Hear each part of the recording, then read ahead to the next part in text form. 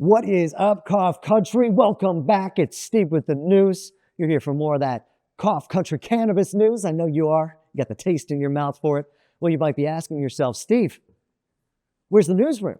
Where are you right now? Well, I'm going to tell you guys I got a treat coming for you. It's really exciting. It's really cool. We're here in Atlantic City on site at the High Roller Dispensary, the premier dispensary in AC. It's beautiful. It's gorgeous. And I even got to sit down with the owner. We get to talk shop. But right now, we're getting a behind-the-scenes look at one of the first cannabis lounges that's going to be opening on the East Coast. It's not open yet. We've got in before anybody else has gotten here. So you're going to get a sneak peek at that. Definitely check that out. I'm super excited about it, guys. But for now, let's just get into the news and let's check out what we got coming for you. All right, so we're going to start off. There is a civil war going on in cannabis that nobody is talking about. It's pitting brother against brother, and we're going to break it apart for you so you know what's going on. Then what we got? We got, what's after then? Oh, then in the NBA, what is it? Rudy Gobert has signed on with Leaf Organics. A whole beautiful partnership is blossoming, and we'll get to dive into that sweetness right there. After that, we got Mike Tyson is giving up weed and sex in order to get ready for his fight with Jake Paul, the abstinence routine. Oh, that old thing. But I'll tell you more about what's going on with that if he thinks it's really going to work. And then we're coming back with what is in your cannabis. We're going to take a look at limonene, the terpene, one of the most plentiful terpenes in cannabis, the citrusy thing that we all know and love. And I'm going to tell you what it's doing in your body. And finally, I'm going to show you, we got to sit down with John, the owner of High Roller Dispensary, and we get to talk shop. He gets to tell us, he tells us kind of all about what's going on with the new cannabis lounge opening up, everything, all the new stuff going on with the dispensary. And later on in the week, we release a whole entire interview where we really break down the marijuana industry, the state of it, and where he thinks it's going. So guys, stay tuned. We got a lot coming to you and a lot of cool stuff on our plates. So let's take a look. Check it out. Let's dive in. What do you say? No sticks, no seeds, just news. So, guys, there is a civil war going on in cannabis right now that nobody is talking about. It's pitting hemp against marijuana, marijuana business owners who are siding with prohibitionists that are trying to outlaw cannabis entirely, all forms of THC. They want to criminalize everything. It's all over this 2018 Farm Bill, right? So the 2018 Farm Bill was passed years ago, but basically it took any kind of form of cannabis that had 0.3% or less of THC, and it declared that it was hemp, right? Which officially legalized it. It led to a huge boom in hemp cultivation in the country. So now everybody everywhere has hemp. But what they thought they were just legalizing CBD though, right? With the whole thing. But in reality, they were actually legalizing pretty much everything they could make from CBD as well. It took them a couple years to figure that out, but here we are years later with that issue.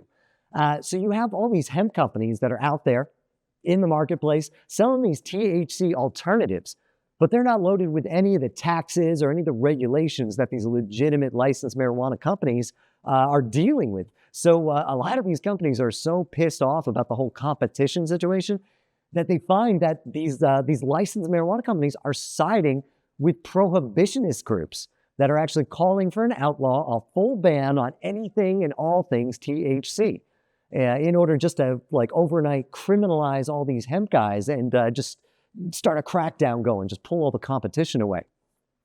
But and hemp companies are coming back saying, guys, look, the cat's out of the bag here. You can't just sweep a whole industry under the rug. Right? And they've got their own lobbyists. They're trying to push Congress their way too. So they're going back and forth. They're fighting over it. But more moderate voices, I think, are going to win out here. They're saying we just need stronger regulation to kind of even the playing field. No, we're not talking about a whole outright ban here, which is, I think, the more sensible route. That's where everybody seems to be going. But whether or not it is fair or whether or not it's the right way to go, I don't think there's any businesses out there that are going to be yay for more taxes. So, of course, the hemp companies don't want this to happen because they don't want to pay those taxes. But the 2018 Farm Bill, so it was set to actually expire last year. But Congress was completely unprepared for it. They panicked, and they kicked the ball down the road to kind of putting in a new updated version of the bill. And now they have to decide which side of the war they're going to land on by September. Oh, guys, it's coming up soon. So they don't have a lot of time to figure it out. But on this battlefield of cannabis, it is brother against brother. Hemp is fighting hemp. And we shall see where the law lands on that one, right? Guys, don't go anywhere. We got a commercial coming up right now, talking to our sponsors, the people who bring the products that you need to you. So we'll be right back with more news. Don't go anywhere. Come on. This is cannabis. And this is cannabis. And this is cannabis. And this is cannabis. When you put them all together, you've got medicine.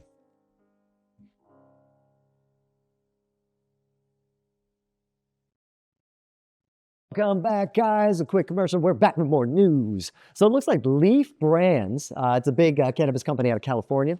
They signed with three-time NBA Defensive Player of the Year, Rudy Gobert.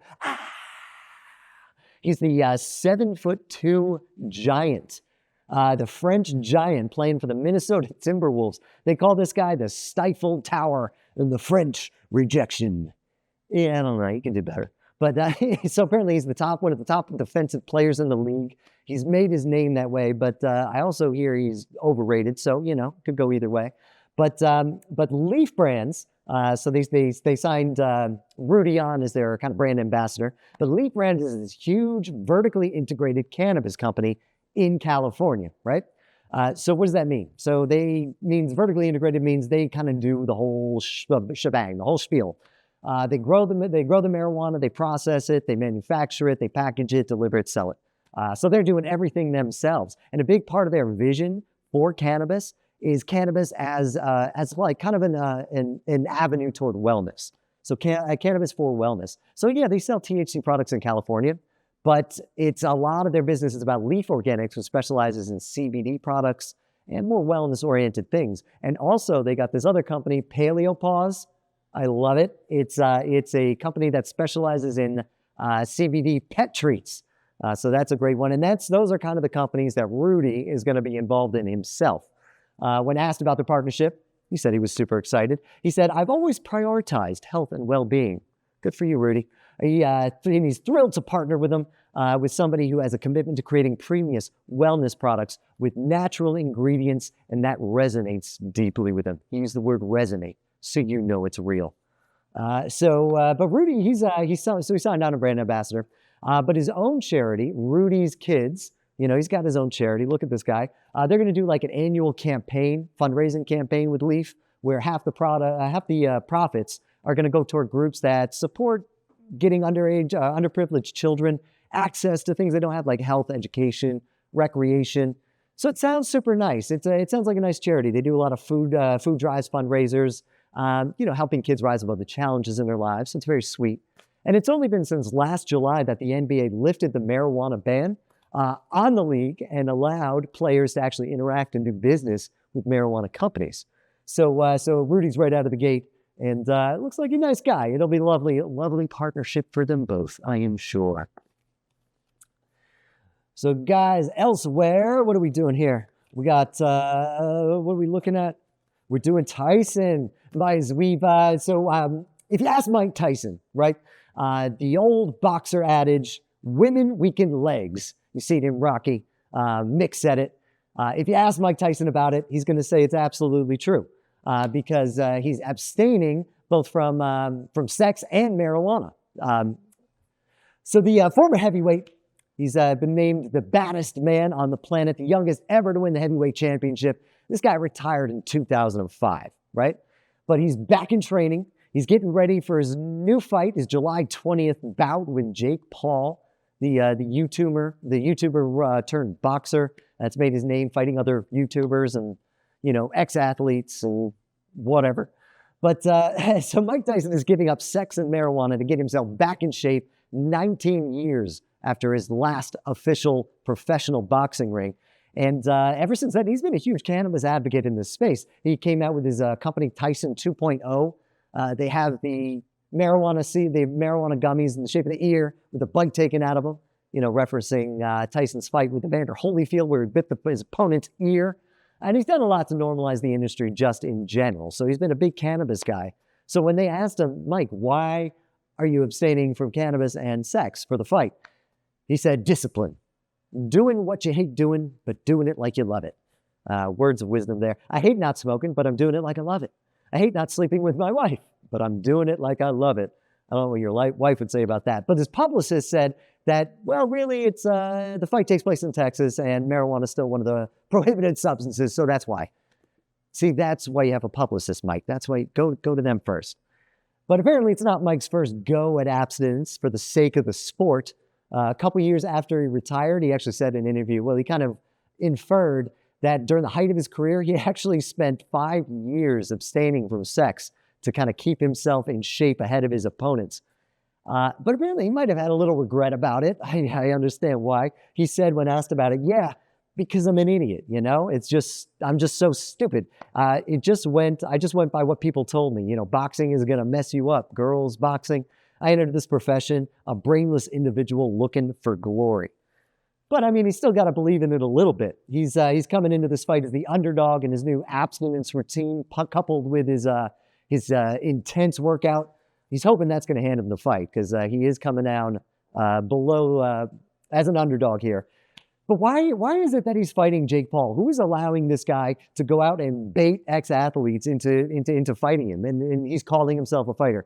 Can anybody stop this? Can we cancel this guy? I hope Mike can drop him so we can kind of take him down a little bit. But I don't know. I'm going to guess that's why people are going to watch anyway. But that's what's going on with Mike Tyson. Guys, we're going to be right back for you in just a minute. We're going to go to a commercial real quick. But we've got more news coming for you. Lots of exciting things. Yeah. This is cannabis. And this is cannabis. And this is cannabis. And this is cannabis. When you put them all together, you've got medicine.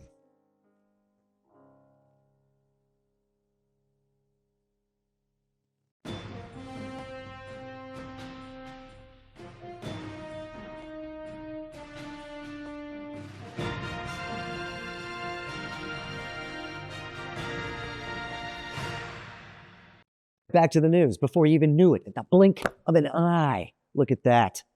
So we're doing another dive into what's in your marijuana. We're pulling apart that alphabet soup on your label, help you figure out what it is you're consuming and what it's doing in your body. Yeah. So limonene, our citrusy buddy, and one of the most commonly found terpenes in the cannabis world. But it is important to note, I think, that terpenes are not cannabinoids. It's a completely different chemical, completely different compound, completely different thing. Terpenes are actually found everywhere, all over the natural world, not just in cannabis. Terpenes are kind of responsible for the aromas, the flavors, even the colors of most plants. And, believe it or not, even a few animals. I won't get into it, but it is. But when you think about terpenes, you got to think of like an essential oil, right?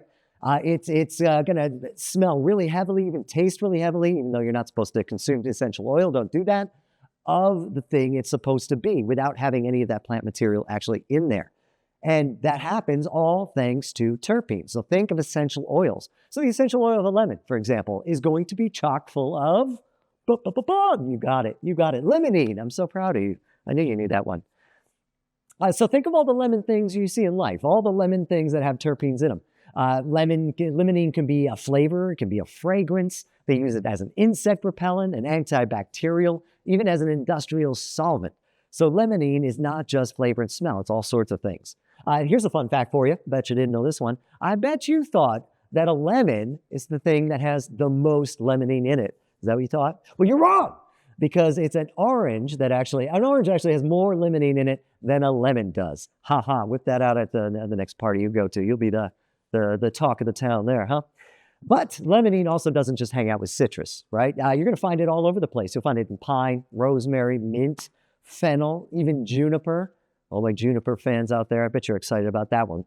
So what does limonene do in the body, right? So limonene interacts with the cannabinoid receptors just like THC does, CBD does, all the cannabinoids do, but it only does it about 10% as well, right? So limonene on its own, it's not really going to do anything psychoactively really for you. You need a lot of it.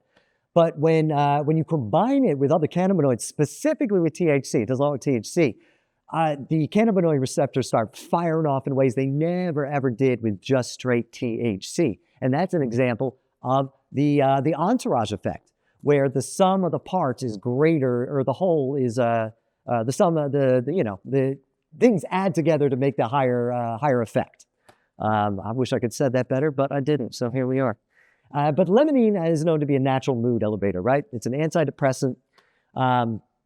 So studies have found that when you combine it with THC, it has a significant reduction in feelings of anxiousness or nervousness that are usually associated with straight THC. In high doses, THC can, trigger in feelings of anxiety or panic.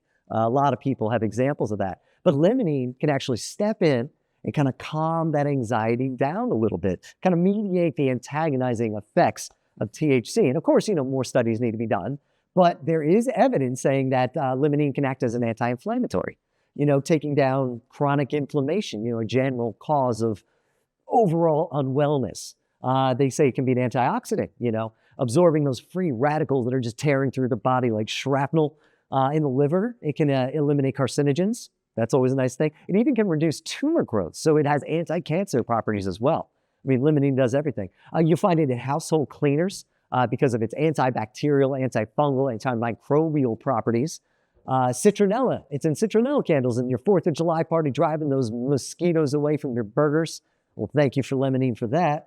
The pharmaceutical industry, they're getting into limonene because it actually is, it helps deliver medications topically through the skin. So, in like medicated ointments, limonene helps with that as well. So limonene is an impressive little guy, huh? So if you want more limonene in your diet, cannabis is there to help you out. If you really want to dive into your research, there's always a certificate of analysis available for most kind of regulated products. That's kind of where your label is getting all its information from.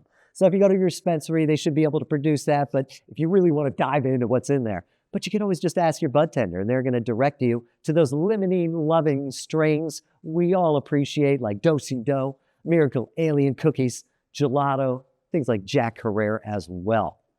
So that's limonene, guys, and we'll be back with more of what's in my marijuana. So John and I got to sit down. He told me all about what he's got planned coming up for the Cannabis Lounge opening when it does. All the laws are still all over the place. He's navigating it as well as he can.